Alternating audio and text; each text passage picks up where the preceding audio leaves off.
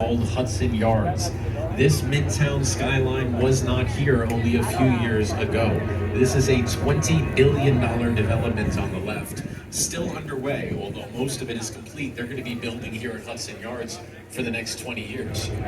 In front of Hudson Yards, the Jacob Javits Convention Center. You see the black glass building, it also has some silver siding. That is our country's largest single space center. It's all one room. Of course, other cities have much bigger convention centers, but they usually have more land too. New York County, which is Manhattan's official name, is the second smallest county in America by land size, only about 13 miles long here. This pier, all lit up very close to us, is part of the Hudson River Park, which runs all along this west side here on the Hudson River, including in front of Circle And then in the center of Hudson Yards is a very interesting structure called the Vessel. Almost looks like a honeycomb or a beehive.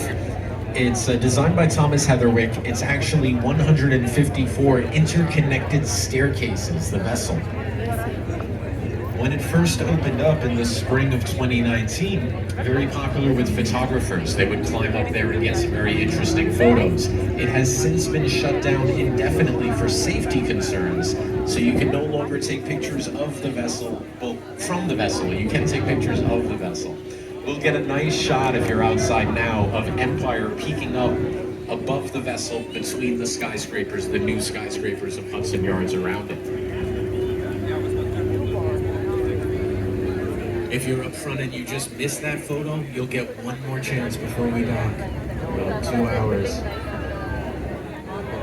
The bow of the boat downstairs is open. It is open for the remainder of the trip. If you are using any doors on this boat, please be careful if the wind grabs those doors. So be careful at every doorway and with every door.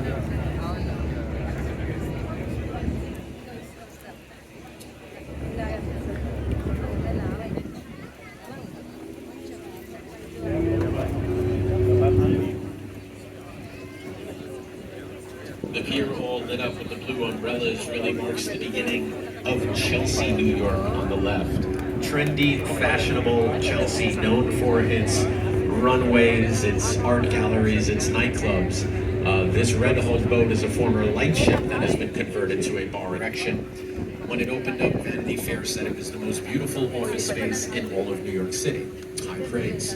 It sits right behind these blinding lights, which are part of the Chelsea Piers. This is a golf driving range, 4 levels of golfers, day and night, taking out their frustrations on their golf balls and trying to hit them against that net. On the right, everything is becoming Hoboken, New Jersey. The tall buildings standing above the trees over there are part of the Stevens Institute of Technology, one of the best engineering schools anywhere in the world.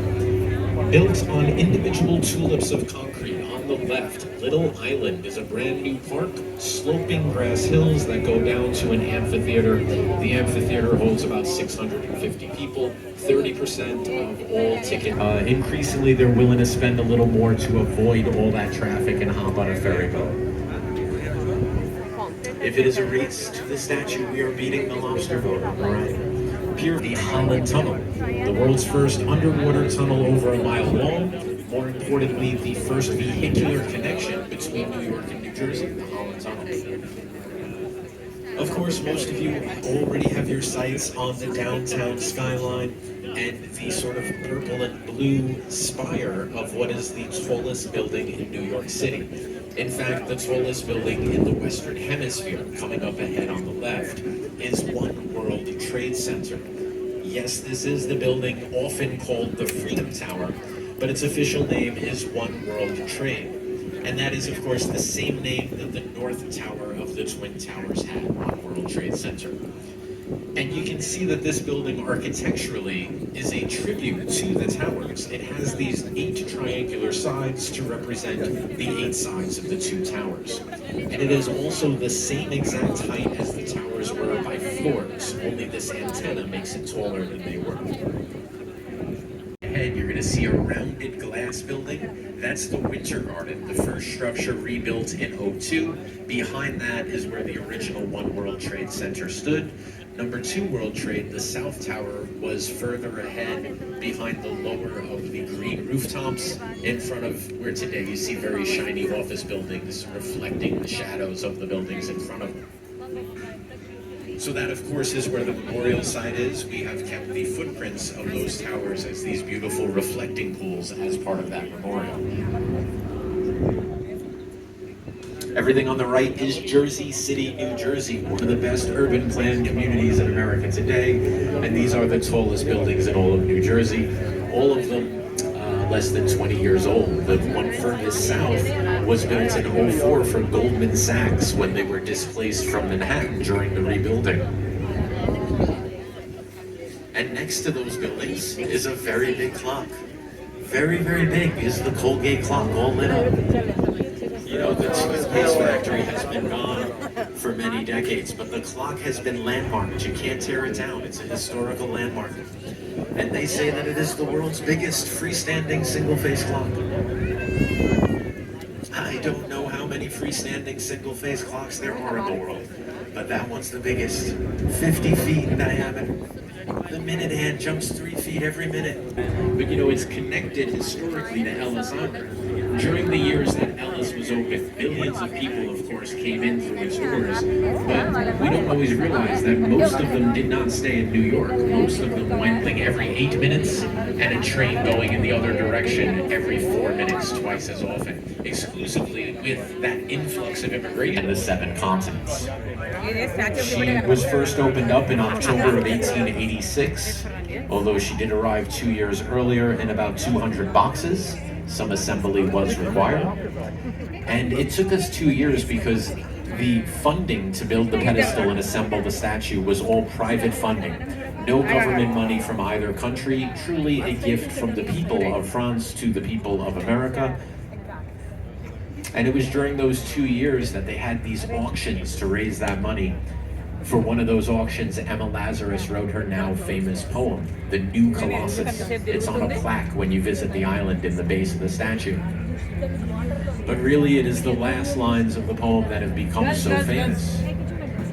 Emma Lazarus wrote, "Give me your tired, your poor, your huddled masses yearning to breathe for immigrants who were then just beginning to sail into this great harbor." When they did, they would have been coming mostly from Europe. Europe would be straight ahead and slightly to the left. Today we see a beautiful sailboat, and behind it all lit up the Verrazano Bridge out in that direction, the longest suspension bridge in America. In 1886, that bridge was not here, nor was the picture postcard skyline view of the harbor lights off our left shoulder. What everyone sailing into this harbor would have first seen, what they would not have missed, is what Emma Lazarus called the New Colossus, her official name, the Statue of Liberty enlightening the world. 305 feet to the torch, the statue herself 151 feet above her pedestal. 46 meters. She was originally a bright metallic color. She is made of thin sheets of Norwegian copper, so she was like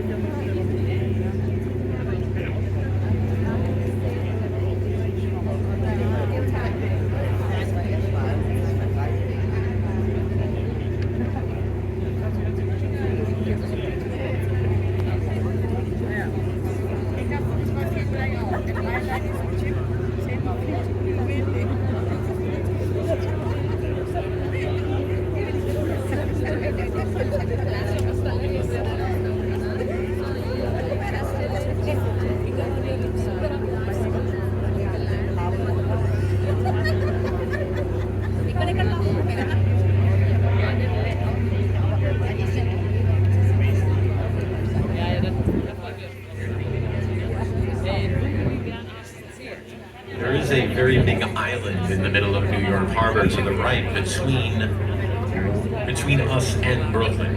If you look to the right, you may see it. There's these many years of it being largely empty.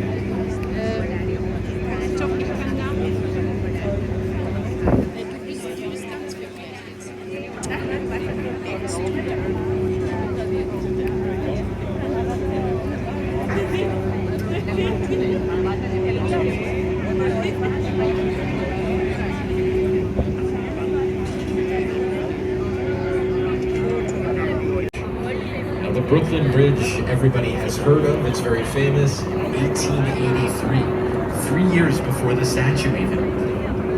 And when it was built, there was nothing, if you can imagine, on Manhattan Island over 4 or 5 stories tall. This bridge was simply bigger, taller, longer than anyone could have conceived of or thought was possible. I'm sure you would have seen tall sailing ships. In the 19th century, they would have lined Manhattan shore and obscured the smaller buildings behind them. The sailors on those tall ships would have referred to the mast, the tall mast of their ship, as a skyscraper. That term is nautical slang, or at least it was, that we only began to apply to the tall buildings after we began making them taller than the skyscraper ships. New Yorkers started to say, well, these new buildings are bigger than a skyscraper. And that really started after the Brooklyn Bridge. When we sail closer to the bridge, if you look up, you'll see that it has these cables that form like a spider webbing design. That's because there are 2 sets of cables on the Brooklyn Bridge. There's more helicopter activity on the left there, taking off. The Brooklyn Bridge was a big leap forward in engineering. It was the concert series. Well, they're still going. They're going to be up and going in another week and a half. But they used the beautiful Brooklyn Bridge as a backdrop for some large name acts who perform on the roof of Pier 17.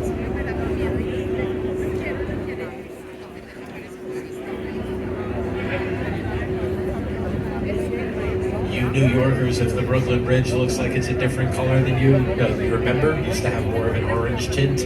It's because they power washed it. It took about 2 years to get all the stones, but that's the original color of the stones. And underneath the stone column on the right, with a string of lights on it, you'll see a barge that's actually a restaurant, a floating restaurant there called the River Cafe. It's been around a long time, one of the more famous restaurants in New York. It is not inexpensive, but you're really paying for the view when you're going to the River Cafe. The view which we also have from here on the East River. Just past the Brooklyn Bridge, you'll see all lit up and spinning around right now, Jane's Carousel. Sometimes it makes even in the same building or on the same lot. Everything on the left in regulation are shrinking. That also in part due to the real estate value of Manhattan. The big smokestacks and the red brick building on the right is an electricity plant. As you can see from the harbor lights, we use a lot of electricity in New York. We've got 15 power plants within the city's border. Beyond the plant, you'll see a big body of water, which is still commonly called the Brooklyn Navy Yard. The Navy built many famous World War II ships here many years ago. The Navy is no longer here. You look in there today, you'll mostly see fast commuter ferries like the one passing us on the right. Watch your footing if you're walking around in the wakes of these ferries. On the left, East River Park has become a very big, somewhat controversial construction site. 2 years ago, New York City, the city government, tore down East River Park, on top of which they are now rebuilding East River Park 8 feet high. They are concerned about storm surges. You know, my friends, they're walking around with your boarding photos. If you didn't see those photos that you took before you came aboard, they have them. They're downstairs right now, those guys. And if you see them, you can just ask to see your photo. They'd be happy to show it to you. There's no obligation to buy those photos, of course, but some of you are very good-looking people.